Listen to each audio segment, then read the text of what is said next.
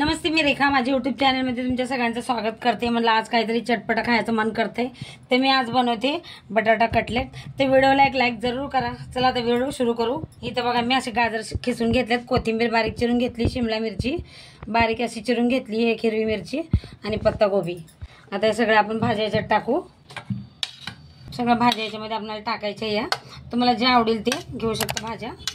आणि इथं बघा आता मी हळद घेतली, लाल मिरची आणि मीठ घेतले, धनिया पावडर आणि गरम मसाला हे पण टाकायचं आपल्याला। आता याच्यात टाकते थोडेसे काळे मिरे।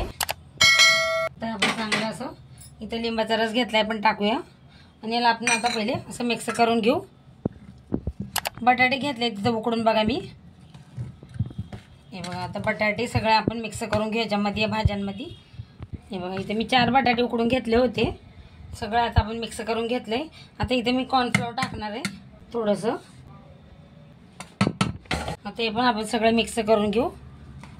मस्त लागतं आपल्याला हे असं कुरकुरीत कॉर्नफ्लोअर टाकलं का। चांगलं असं मिक्स करून घ्यायचं आहे। हे बघा चांगलं असं मिक्स करून घेतलंय बघा मी, भाज्या बटाटे सगळे मसाले। आता इथे मी बघा कॉर्नफ्लोअर घेतलंय, आता याच्यात पाणी टाकून घेणार आहे। थोडंसं पाणी टाकायचं आपल्याला। आता हे चांगलं असं मिक्स करून घेते मी। अजून थोडंसं पाणी टाकणार याच्यात।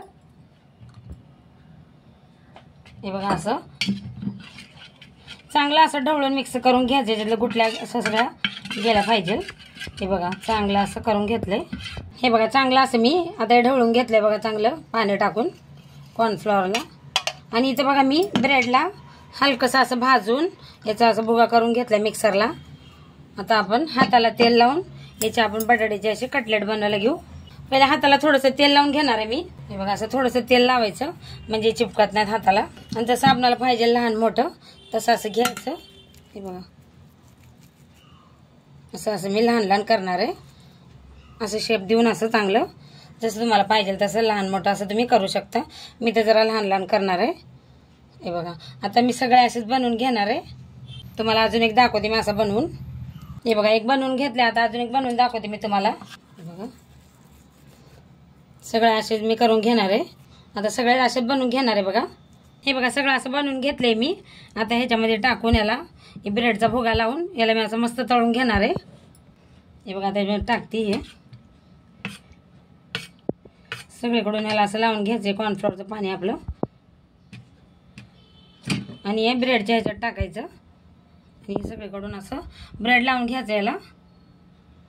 हे बघा आता मी सगळे असे करून ठेवते आणि मग तळते। हे बघा आता दुसरं पण मी असंच करून घेणार आहे। हे बघा सगळे मी असे बनवून घेतलेत बघा। आता यांना मी तळून घेणार आहे मस्त असे कलर असतो।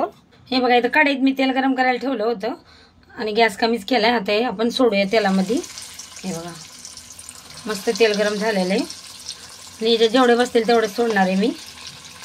आता यांना चांगलं आपल्याला कलर असतो तळून घ्यायचं, आलटी पलटी करत राहायचं।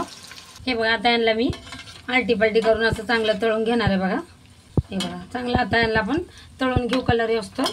हे बघा मस्त कलर आलाय आपलं कटलेट, एकदम मस्त बनलेत बघा।